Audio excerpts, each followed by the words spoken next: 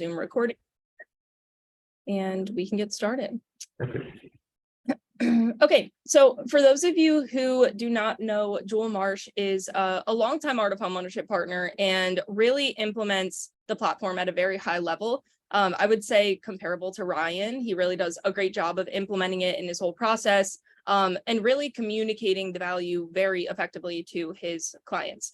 So we wanted to have Jewell on today. I know these sessions have been really helpful for other partners in the past, where we just kind of look at what a current partner's process is, how they really weave it into their whole mortgage process, because I think that's something that people struggle with quite often. So we're just going to go through that process, look at the different strategic partners that he's been working with and pitching to and how that has worked for him. And then we will ultimately have time for Q&A at the end. I don't think that this will take a full hour. So Jewell, do you want to just introduce yourself a little bit, how long you've been in the industry and how long you've been an Art of Homeownership partner? Yeah, absolutely. So I'm Jewell Marsh. I'm here in Dallas, Texas. Been in the industry. This is my 10th year. I can't believe that. I feel like I'm getting a little older, but 10 years in the business, been with Art of Homeownership now for about 2 years. And, you know, quite frankly, it's a game changer. It's just a unique value that you're not going to get in almost any market out there. There's very few of us, relatively speaking, for the amount of people in the industry. And so in an environment where maybe there are fewer deals and opportunities, rates are still, of course, a little bit higher than where we'd ideally like to see them. You know, home prices are starting to come down. There's a lot of fear in the market. You've got to find different ways to attack it. And, you know, the platform becomes a very, very easy way to generate conversations that you maybe otherwise wouldn't be having. So I love it. Awesome. Love to hear it. Yeah, that means so Art of Homeownership has really been around for about 2 years. So you were really on it from the get-go. That's awesome. Yeah, absolutely. Early adopter. Yeah. Okay, so let's dive into first we want to talk about your process with Art of Homeownership. So like I said, I think this is something that people struggle with because you can really customize it to make it work for your business. So it really depends on what your process is, how many team members you have, etc. So when you're really walking through with a new client, how much of the Art of Homeownership process, when we're talking about the initial dreams and goals call, do you really implement every step of the Art of Homeownership process? So I use the dreams and goals call every single conversation that I have. I think that it's the most important way to build a relationship with a client quickly. But the beautiful thing about that is you set the expectation of working together over time. In an environment where there are 100 different lenders that a client could potentially talk to on a given day, it's very hard for them to very quickly understand what the difference is of working with you and your team. And part of the way that the Dreams and Goals call is set up is you are asking questions that most lenders just won't. Maybe because they don't know that they need to ask these questions, or because they're just so transactionally focused that it's not going to be something that they necessarily care about. And I don't know about anybody else on this call, but I can speak for myself.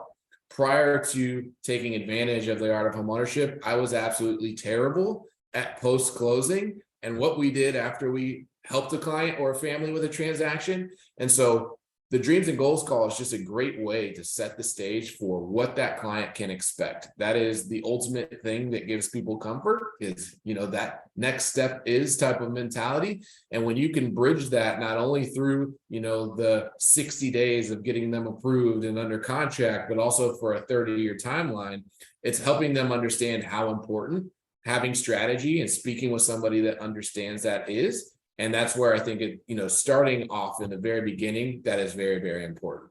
Now, one thing that I used to do was when I would basically transition them to my pre-purchase consultation where we go over numbers and all of those things, was I used to take the time to also walk them through, hey, here's everything that you're going to get with the Art of Homeownership.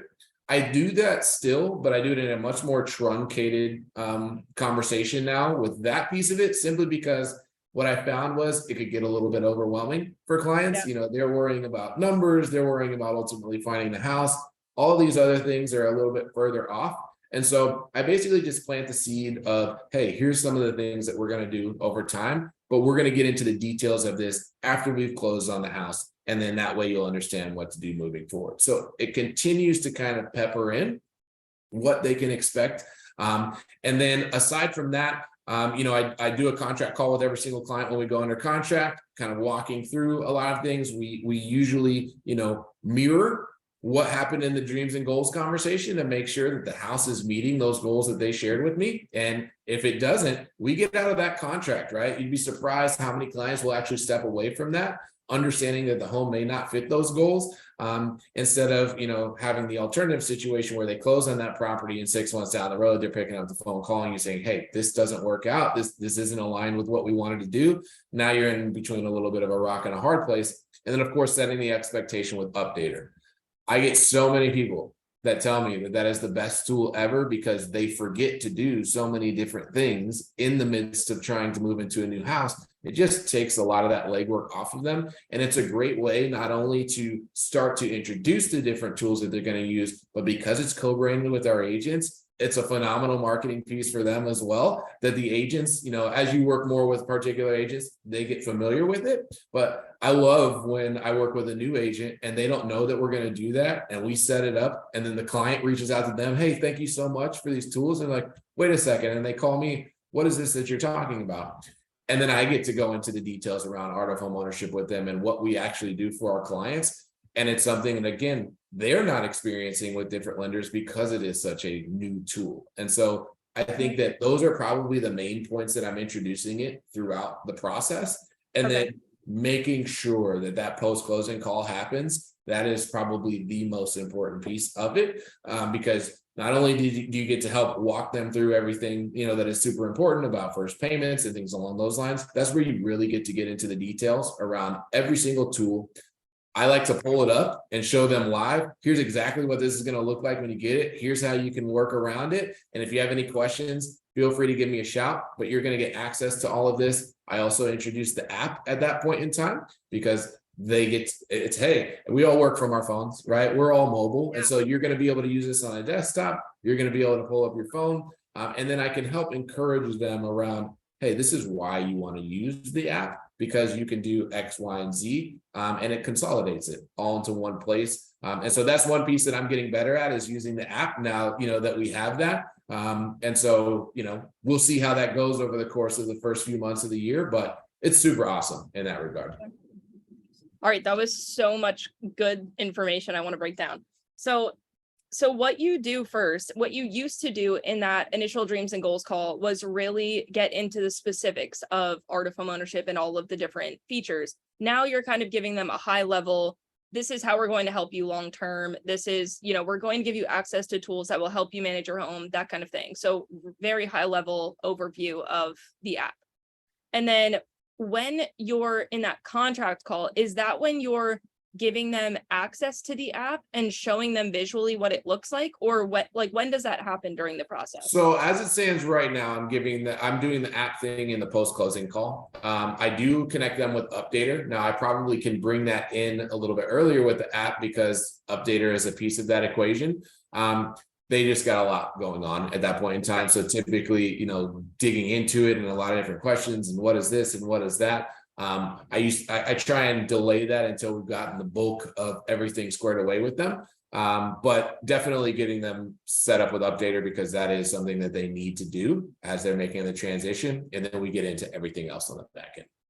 Got it. Okay. And then at what step is it that you give them access to Updater? So that is right after we have our contract call. So once they go under contract, I make sure to go over numbers with them, go over the contract itself, make sure that they understand everything that is, associated with that transaction. And then as I'm wrapping up that call, I kind of plant the seed of, hey, you're going to get an email from us here in about the next 30 minutes. It's going to be for our concierge service that is going to help you with dotting all the I's for the move itself. You've got a lot on your plate. So we want to help take some of that legwork off of you. It's completely free for you to use. And it's going to help you with setting up the utilities, help you with getting, your mail forwarded. The biggest thing that I like about it is being able to get your driver's license sent to you in the mail. I always let people know that I used it myself when I bought my most recent house. And getting your driver's license in the mail 7 days after closing and never having to go to the DMV, that makes everything in the entire Art of Homeownership platform worth it, right? Right. And so when clients use it, they're like, wow, this is so easy. Thank you so much. And so it's just something that helps keep them excited. lets them know that we are here for them in more than one way. Yeah, I have a lot of people that are using it. That's great. So you see a lot of traction and engagement with Updater itself. How are you really, or what do you think that you do that's most effective to really drive engagement after close? So when they get access to the Art of Homeownership app, how are you really encouraging them to engage with the app long term? Yeah, so I mean, I think some of the other tools are pretty straightforward as far as getting them to at least jump into it. So HomeBot is obviously something that is going to be automated, but once I can show them what that actually is going to look like, we all know that the open rates on HomeBot is insane compared to other emails that we send. And so that kind of branch, not only have they already used Updater, they use HomeBot. And so now they're just getting those little wins of, okay, I understand this tool. And then we get into Binder. Hey, here's everything that we're going to do as far as helping you maintain the house. Get this set up early as you're moving in. So then that way we can help track all of these things over the course of you being in the house. And so it's just kind of a natural progression for them to work on it. As they get all of the tools set up initially, get comfortable with it, that's when we can then get into more of the financial pieces of it, helping them build. You're setting the expectations around the annual mortgage reviews, helping them make sure that, you know, we're still on track for where you said that we want to go. And that's going to be something where you can encourage them to use the app, because the better that they use the app, the more fruitful that conversation is going to be a year from now, and continuing to do so as they grow and change and live their lives. Right. That's awesome. I do see that Alan has his hand up, so I'm going to bring him in, see if he has a question. Hi, Alan. Hi, Val. How are you? I'm great. How are you? Good, good. Hey, so I've had Art of Homeownership for about 3 months now, and I've enrolled probably about 10, 15 people. And one of the challenges I run into is I need to find out how to do the training on the Dreams and Goals call. So where can I find that within? Is it in a training module that gives us kind of a template, a questionnaire, something that'll help me to do that? Second thing is that Updater, I realize the benefit of it, but as you just mentioned, Jewell, it's the point that you actually enroll them in that process. What I think I want to do better at is when I have a pre-approval and they're out looking, to get them enrolled into Art of Homeownership at that time. And then I'd like to create some customized videos, walkthroughs, if you will, because I've already been on the platform myself. And to be truthful, you're only receiving notifications about once, maybe twice a month, because your credit score is only updated monthly. And then your, HomeBot Wealth Digest is given once a month. So it's not really top of mind. And I don't know if there's more that can be done through the platform for more consistent notifications, because they will answer that Credit Karma text or email much more rapidly because the engagement is low. That's just a user thing, because people, if it's out of sight, out of mind, they're not going to engage with something that's not keeping them updated on things. That's just my opinion. Yeah. And so looking further down the road, it is on the roadmap to allow for push notifications at some point within the app. I don't think that's too far down the road. Don't quote me on that, because I'm not part of the actual app creation. From a training perspective, if you are you familiar with the partner portal? Have you really played around in there yet? I've been in there. Okay, so I think that's where the initial training was for onboarding, right? Yes. And really any of the webinars that we do, they're always sent out via email, but you can also find all training in the partner portal. So when it comes to the initial Dreams and Goals call, if you go into that training module, there will be a video where it's likely a past webinar or Ryan giving a training around doing the Dreams and Goals call. But then you also find in the file repository at the bottom, you can actually download the file that you can go through with a client to ask them those questions. So it gives you prompts to go through with your client. Jewell, is that how you still execute the Dreams and Goals call? Absolutely. So I would say, Alan, definitely dig into the portal, because what is great is it is broken down into whether you want to talk about each specific product within the platform, whether that's HomeBot, there's different trainings around that. One thing that I will say is there's a couple too where I believe it's called Mastering the Art of Homeownership that kind of walks you through each of those steps and how to get the foundations of it. And it kind of gives you trackers on how far you're progressing, that kind of thing. You also can watch the webinars in there that Ryan does. And you can also find it on YouTube as well. So one thing that I would suggest as far as that kind of initial conversation and setting the stage is watch the dreams and goals video that he does, because he walks through line by line of what he's talking about in the document. And I believe in the exact same one is where you can actually download the file. And then watch the one that Ryan did at the beginning of this year as far as how he sets the stage with that first conversation. I'll be honest, I stole some things right out of that I actually incorporated into my initial call, but it's just the way that we present our value proposition that is not necessarily art of homeownership, but it is threading in what our value is through the art of homeownership in a very normalized conversation as to why a client would want to work with us versus another lender, because we're focused on all of these different things. And he did a really great job of how he presented that. And also edified, why the agent referred the client to you. And so I think that those 2 points are going to be a very good starting point for you. So I have another question then. As far as integration, I think one of the things is you can get them, let's say, involved by watching the introductory video, or you go through the Dreams and Goals call. The enrollment process takes another step from them. Now, I know post-closing, we're asked to kind of upload or give someone, I don't even know who, our closing so that they can register them in HomeBot. Is that an actual enrollment, or do they still need to take this step where they enter in their information and then all of a sudden, they have to download the app and get the code or whatever to enroll? So there's individual enrollments, if you will, in different platforms. The reason why you can send to Art of Homeownership, like your closed pipeline, is because they're going to take a lot of that heavy lifting off of your plate. Now, when it comes to things like the app itself, because I'm sure some of the security things around that with the app, because they are entering their personal information, they will need to go in and register that themselves. And that is part of the reason why I do it in the post-closing call, is simply because they've got a lot of stuff going on until then.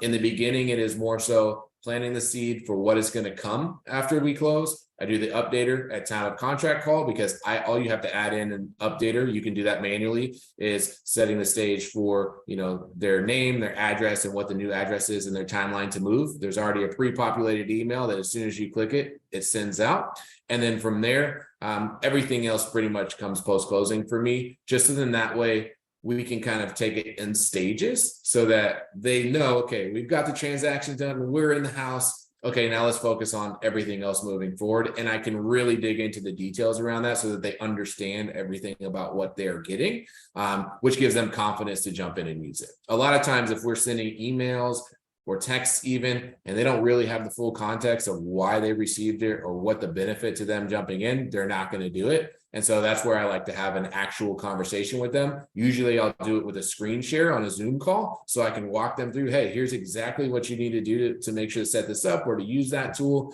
And then I find that the usage from clients is much higher.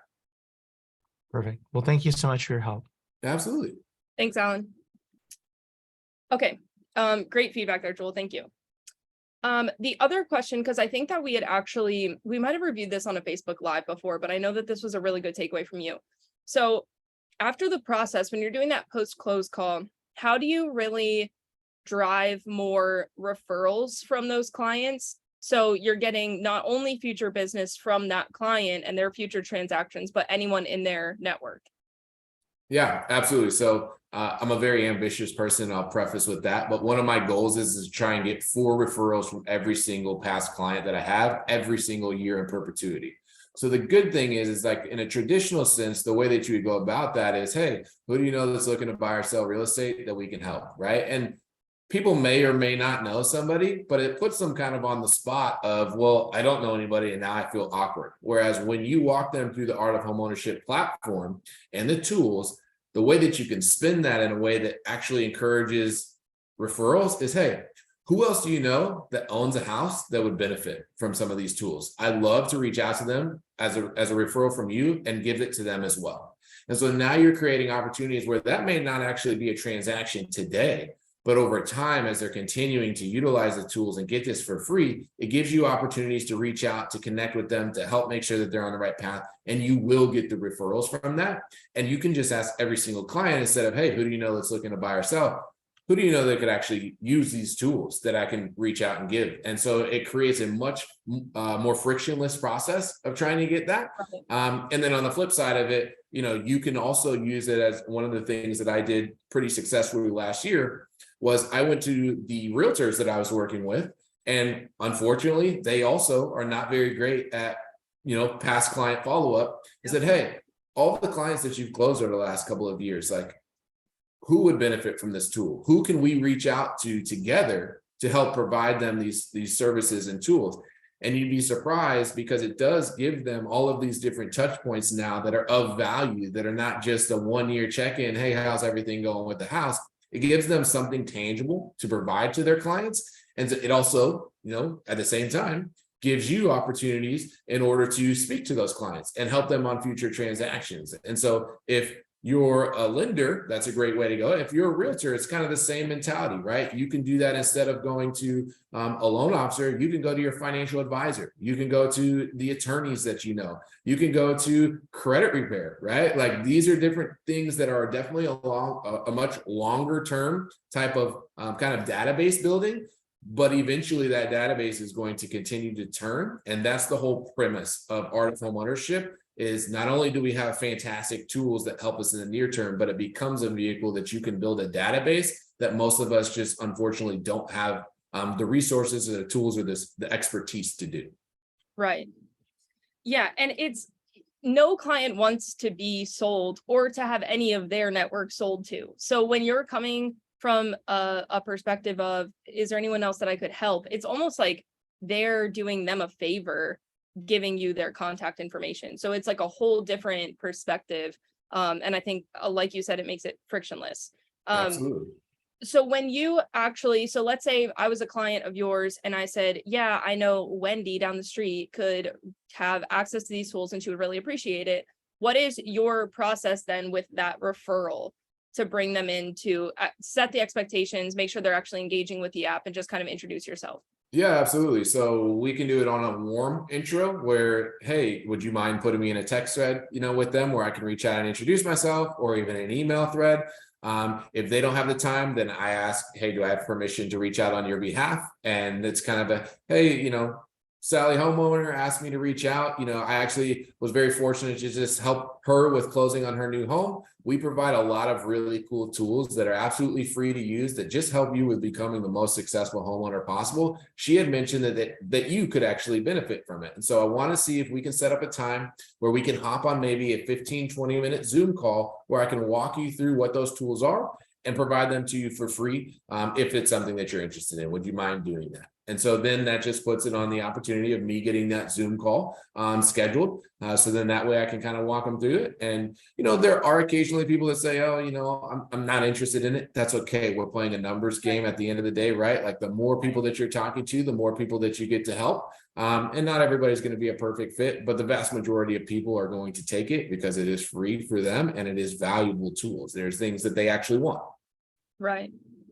That's awesome.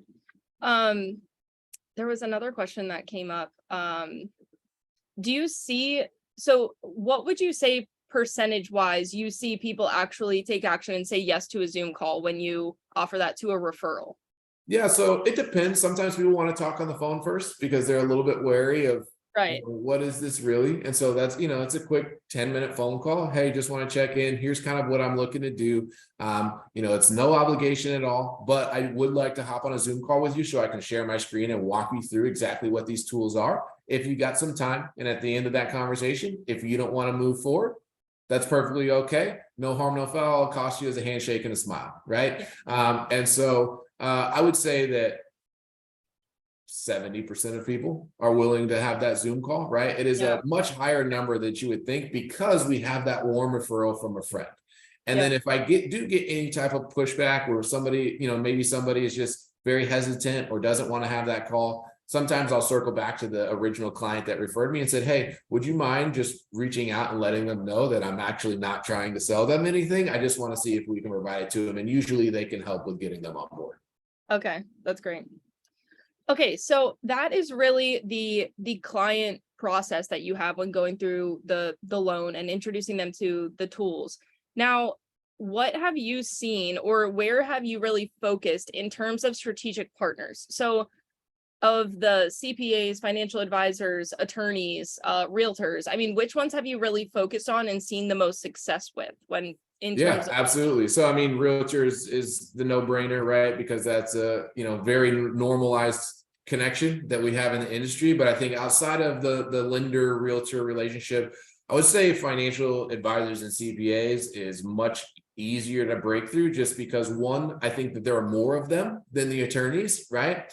And if you're talking about just context of where we are in the year, it is tax season. Everybody is going into that process where they are talking to so many clients. And one of the big pieces of that financial plan is what they're doing with the mortgage. Unfortunately, a lot of those financial advisors, even if they're very, very wise in, financial literacy, the mortgage piece of the equation is not their bread and butter. And so if they can find someone that actually takes the time to dig in at a deeper level and comes with a lot of kind of those financial advising questions to where we're already setting the stage, or maybe it can very easily partner with the questions or things that they are guiding clients on, it becomes a very good opportunity in the same spirit as I was talking about with past clients of, hey, here's some of the things that I do for my clients. Here's the focus that I have.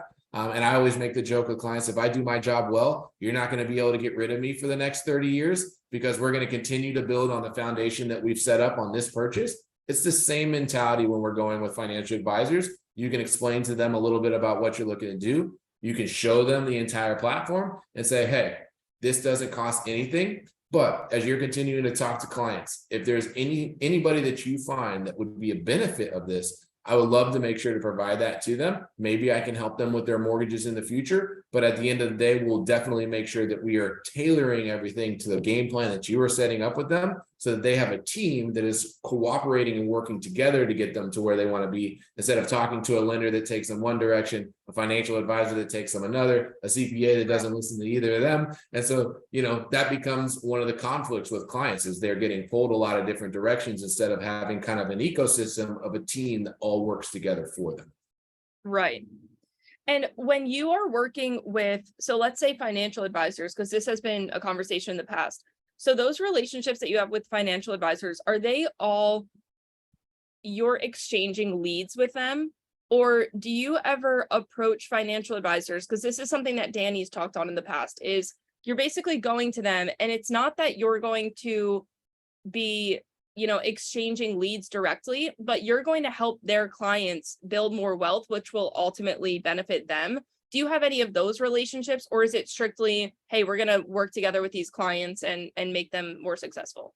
Yeah. So, I mean, I talk with clients that are working with financial advisors that aren't doing anything in real estate right now. They may own real estate, right? And so really, I just help with supporting them on having higher level real estate conversations, how that actually plays into the long term of what they're wanting to do from the real estate side of things. It doesn't necessarily mean that, hey, this person raised their hand and is looking to buy or sell. Again, this goes back to the database mentality.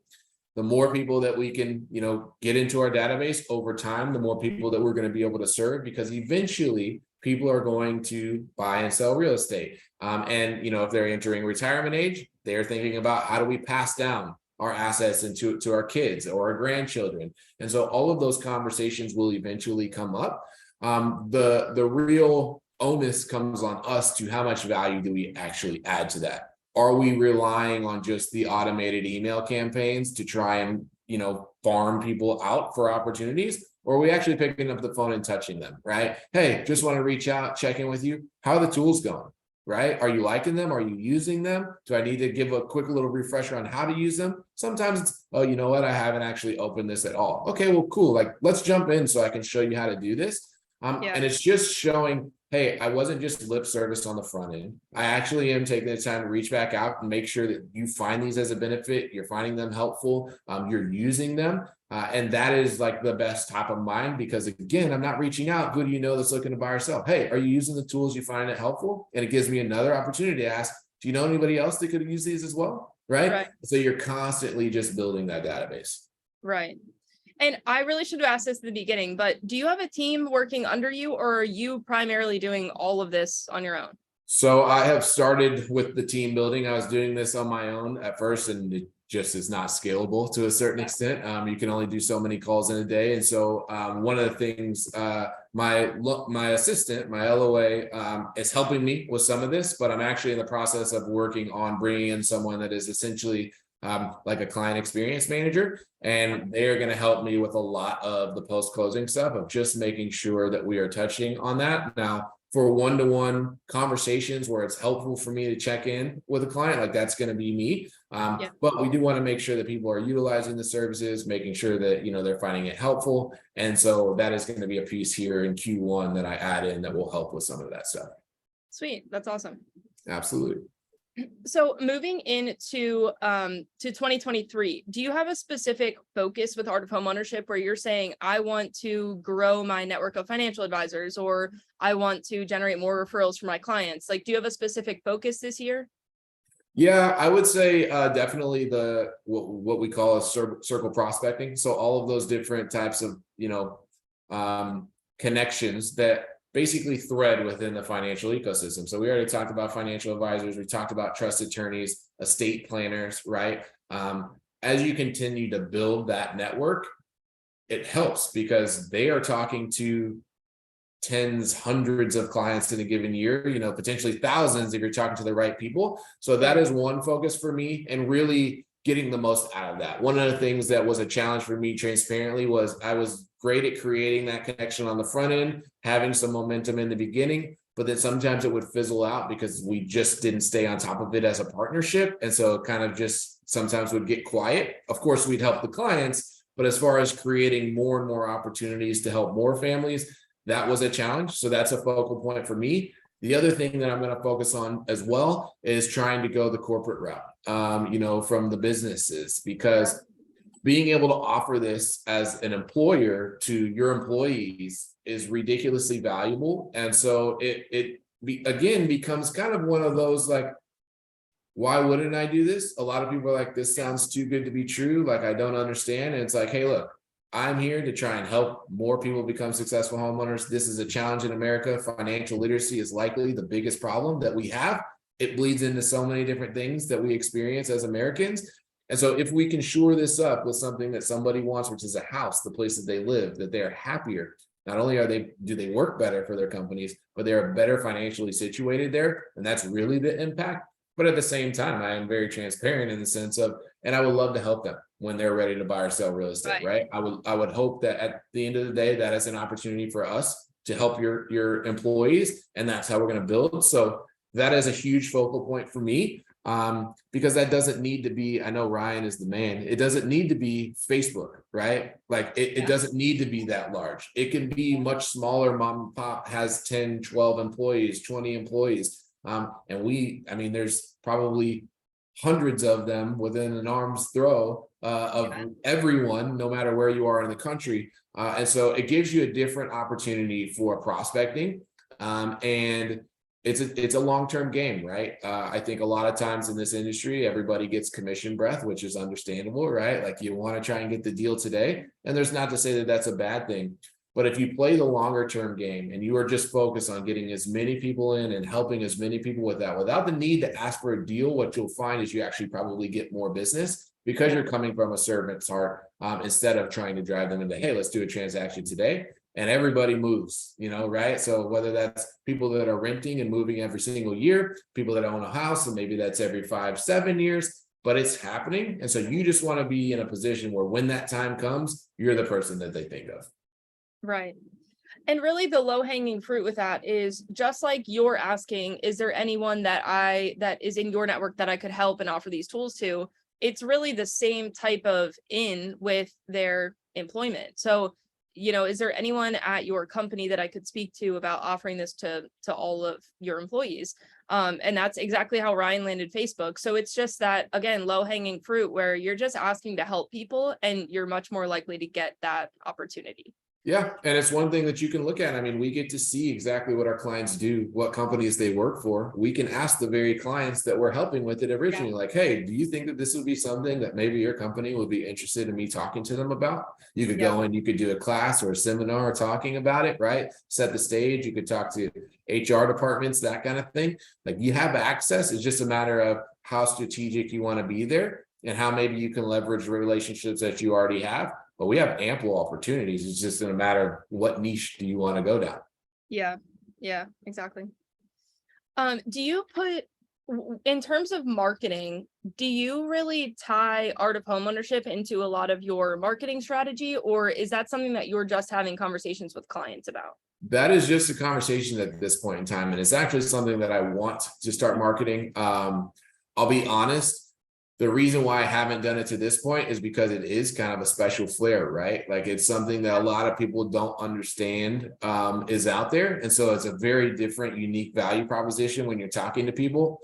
With the way that social media works, part of my hesitation is like, as soon as I start putting it out there, everybody's going to want to do it, and then it's not as special. So I'm a little bit selfish in that regard, but I think that there is some different ways that you can kind of put that together, as far as whether that's highlighting a particular tool or highlighting the benefits of a tool that then can foster some engagement that then you can, on one-to-one basis, get really technical with someone. I just haven't been very good at that at this point.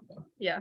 Well, it seems like you're doing everything else right. So, no need. There's always room to improve. Always, yeah.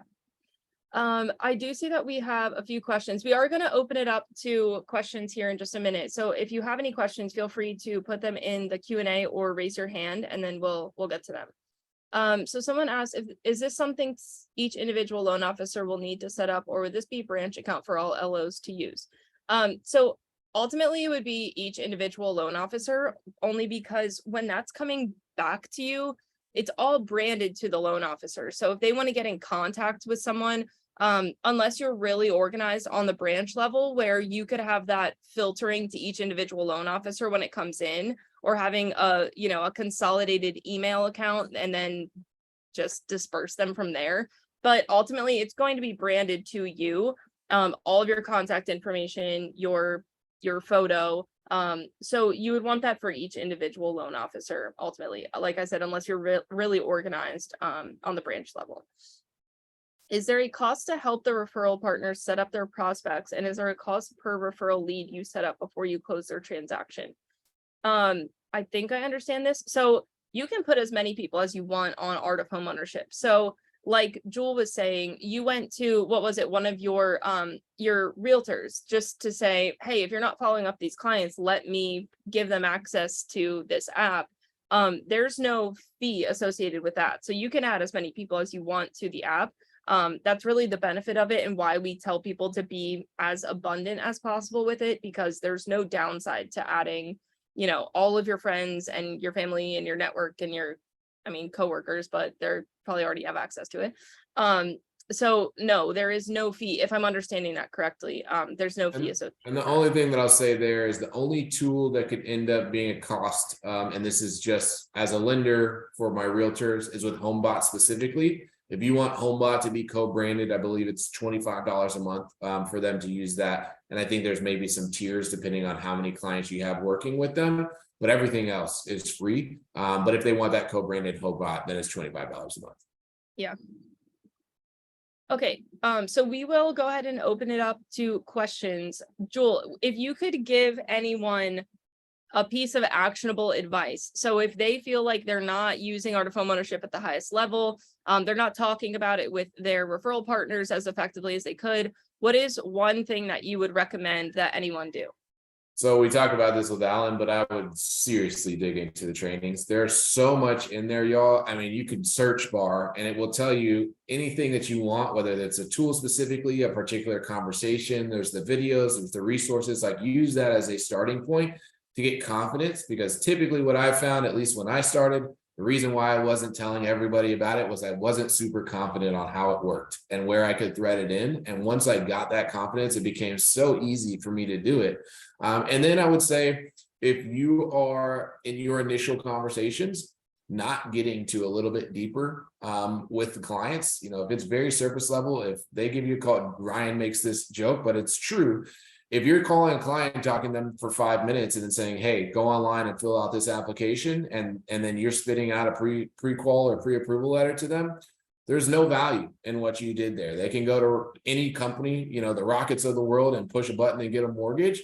You've got to differentiate why having a conversation with you, is valuable. And so the great thing about like a dreams and goals conversation, and it's literally what the calendar invite says on my calendar, is dreams and goals discovery call.